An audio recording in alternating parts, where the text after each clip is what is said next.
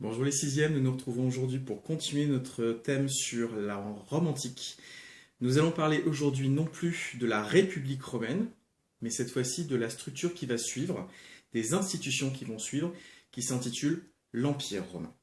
Si vous vous souvenez bien de la dernière fois, nous avions laissé la République romaine dans une situation extrêmement périlleuse, avec Octave, le fils adoptif de César, Marc-Antoine, son général et associé à Cléopâtre, l'ancienne femme de César, en pleine opposition, en pleine guerre civile, qui s'est soldée en -31 à Actium par la défaite de Marc-Antoine, et petit à petit par l'effondrement, finalement, de l'association entre Marc-Antoine et Cléopâtre, qui va se suicider, elle aussi, à Alexandrie.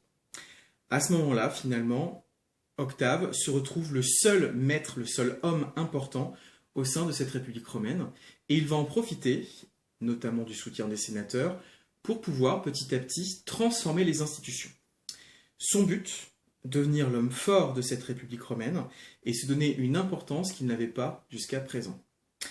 Il va utiliser le fait que c'est un grand chef militaire, un victorieux, un imperator, ça veut dire victorieux en latin, et il va fonder ce qu'on appelle l'Empire romain, en étant le premier empereur, et il va même prendre le nom de Octave Auguste, Octave élu des dieux, ce qui montre bien finalement qu'il veut montrer à quel point il est puissant. Pour ce faire, il s'est quand même très largement servi du modèle hellénistique, du modèle oriental qui faisait que l'empereur ou le roi est généralement un personnage à part. Il a repris tout ça parce que ça sert sa politique, ça sert ses desseins, et surtout ça va lui permettre d'affirmer, d'approfondir l'ensemble de sa puissance. Aujourd'hui, nous allons donc commencer par présenter qui est l'empereur. Nous allons présenter ses pouvoirs, sa fonction, comment on le reconnaît, et finalement à quoi il sert. On va voir finalement que cet empire romain, c'est une association de plein de territoires qui, sans la présence même de l'empereur, aurait eu du mal à tenir. C'est le ciment qui va permettre à cet empire romain de fonctionner. Alors on a souvent tendance à parler de l'empereur. C'est exactement le même principe que quand on parlait des pharaons. L'empereur, c'est un terme très générique. Écrit avec un E majuscule, ça représente le personnage, ça représente son nom, sa fonction. C'est l'intégralité du personnage. Réellement, il y a énormément d'empereurs qui vont se succéder de -27, le moment où Octave monte sur le trône, jusqu'en 476 avec la mort du dernier empereur. Si j'enlève les usurpateurs, si j'enlève tous ceux qui ont manigancé, il y a à peu près une centaine d'empereurs romains qui se sont succédés, puisque l'Empire romain, dans sa globalité, finalement sera l'empire à la surface de la Terre qui a duré le plus longtemps. Si on prend bien, il commence en -27. Si on se solde sur ce que nous on connaît en 476, ça veut dire qu'il a duré à peu près 500 ans. Réellement, il commence en -27, certes, mais il va se terminer en 1453. C'est-à-dire que c'est un empire qui va durer 1500 ans. C'est l'empire le plus long, le plus puissant, le plus important finalement que l'on connaisse. Cet empereur, c'est un personnage à part. Octave, il a voulu qu'on le reconnaisse, il a voulu être mis finalement à côté du reste du commun des mortels. Première chose, cet empereur, il faut qu'on puisse le reconnaître. Les empereurs, ils ont le droit de porter un habit spécial, la pourpre. Alors la pourpre, c'est une couleur qui est un mélange finalement entre du violet et du rouge, qui à cette époque est très compliqué à faire, parce que pour le faire tenir sur des pigments, enfin les pigments sur les toges, c'est relativement compliqué, c'est donc très coûteux. Seuls, jusqu'à présent, les magistrats pouvaient porter des petites bandes, un petit peu comme les médailles ou toutes les décorations que peuvent porter des militaires, avec de la pourpre pour reconnaître leur fonction. L'empereur, c'est le seul personnage dans l'Empire qui a le droit de s'habiller intégralement en pourpre, pour vraiment montrer qu'il est à part, qu'on puisse le reconnaître. On le reconnaît finalement aussi parce qu'il est représenté sur un certain nombre de sculptures, de pièces de monnaie. Si vous vous souvenez de tout ce qu'on a fait finalement depuis le début de l'année, c'est un moyen de rendre le personnage totalement immortel. Ça, on y reviendra. Ce personnage de l'empereur, il a le droit de vivre où il veut dans l'ensemble de l'Empire, mais en théorie, sa maison principale est située sur le Palatin, puisque initialement, Octave avait construit sa maison sur le Palatin, et ses successeurs n'auront de cesse de rajouter des extensions, des bâtiments, d'autres maisons, ce qui fait que petit à petit, la maison de l'empereur va recouvrir l'intégralité du Palatin. C'est ce qui a donné le mot français un palais, tout simplement parce qu'initialement il n'y en avait qu'un seul, c'était la maison de l'empereur à Rome. Pourtant, plusieurs empereurs se sont installés hors du Palatin, hors même de Rome parfois, pour des périodes plus ou moins longues.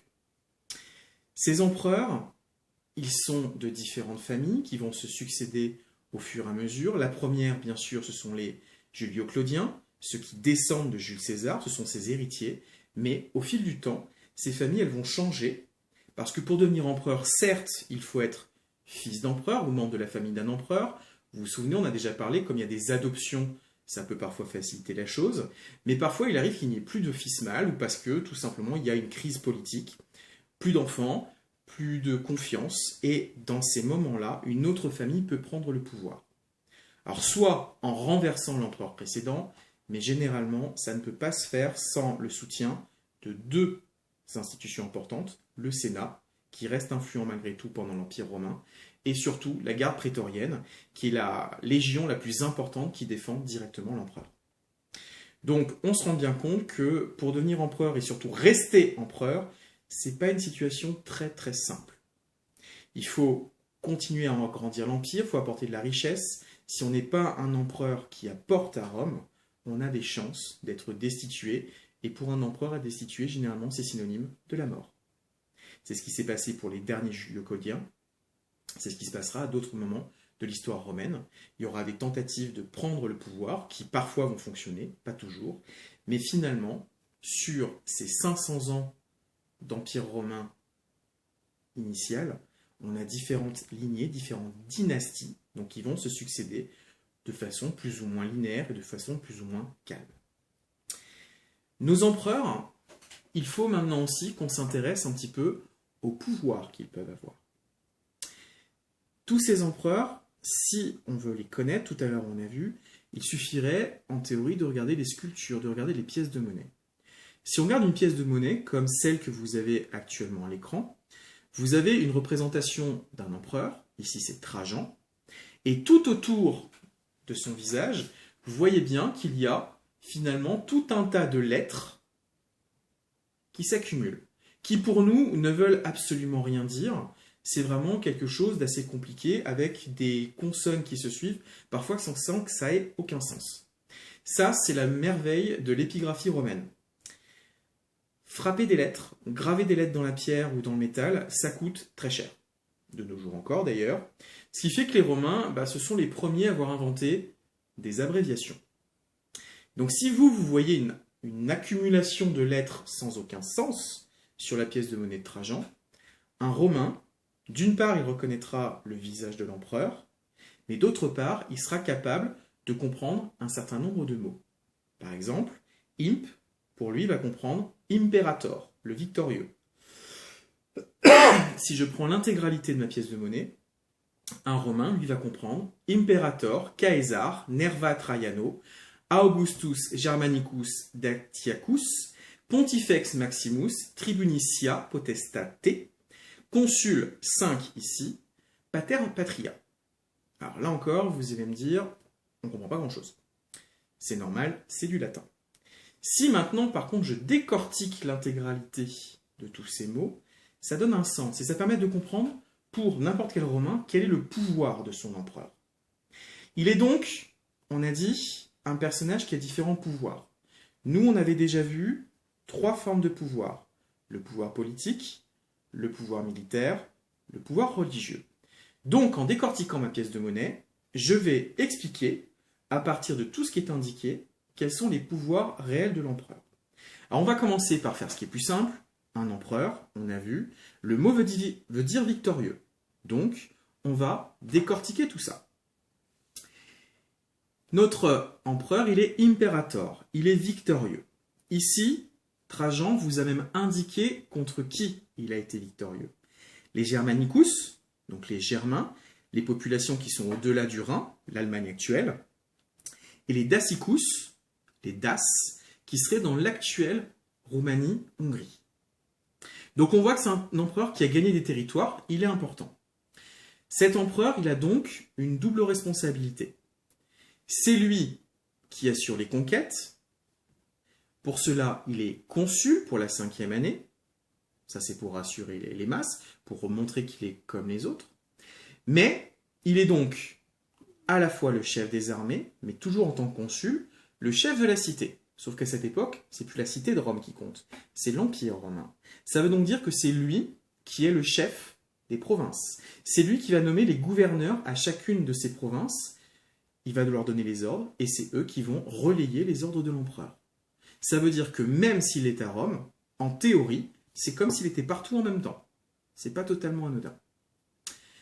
Notre empereur, il a aussi donc un pouvoir politique. Il est princeps. C'est lui finalement qui est, ça a donné le mot, le prince, celui qui dirige. Et on l'a vu tout à l'heure, il est encore une fois consul. C'est donc lui qui a une responsabilité par rapport à la proposition de loi. Il est tribunicia potestate. C'est lui qui fait la loi. C'est donc le personnage qui dirige effectivement l'Empire. Notre empereur, il a un pouvoir religieux. 2 mots dans la pièce nous rappellent ce pouvoir religieux. D'un côté, il est Augustus, élu des dieux. Ça, tout simplement, on a repris l'héritage des hellénistiques. Nos empereurs romains, ils prétendent descendre des dieux. Si vous vous souvenez bien, on avait expliqué que certains patriciens vont prétendre descendre directement des premiers fondateurs de Rome. C'est-à-dire qu'ils vont dire que eux aussi peuvent avoir une origine qui se rapprocherait du divin, de Mars, de Jupiter ou des autres. Et ça a été la grande force d'Auguste, d'Octave Auguste.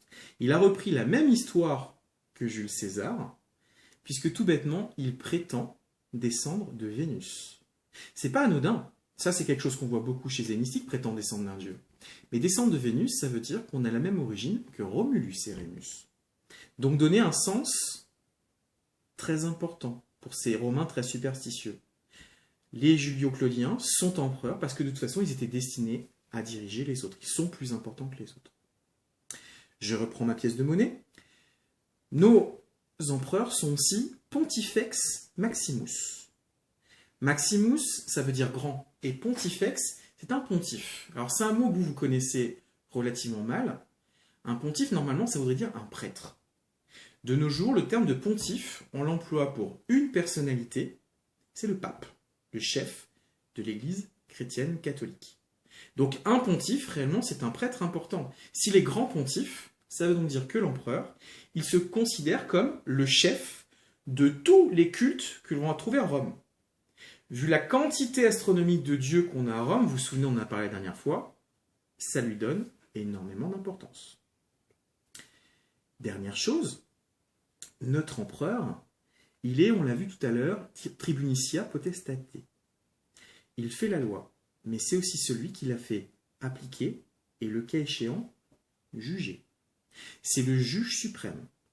À Rome, il y a des juges, il y en a plein, mais si l'empereur le décide, il peut casser le jugement exercé par un autre magistrat.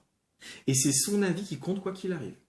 Qu'il augmente la peine ou qu'il la diminue en fonction de l'affection qu'il a pour la personne jugée. Alors il n'applique pas ce pouvoir très régulièrement, c'est surtout pour les grands de l'Empire, mais malgré tout, ça laisse toujours une épée de Damoclès au-dessus de la tête des jugés, des prévenus.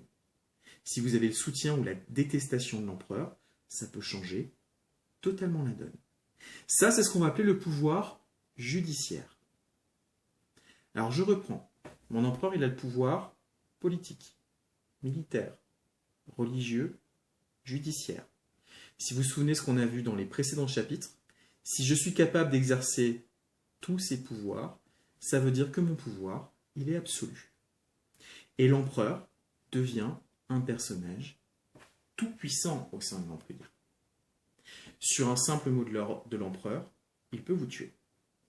Alors si je reprends ma pièce, il y a 2-3 petites choses que je n'ai pas encore utilisées. Il y a Caes pour Caesar. Ça vient de César, tout bêtement parce que nos empereurs, qu'ils soient de la lignée directe de Jules César ou pas, ils prétendent être ses héritiers au moins politiques et idéologiques.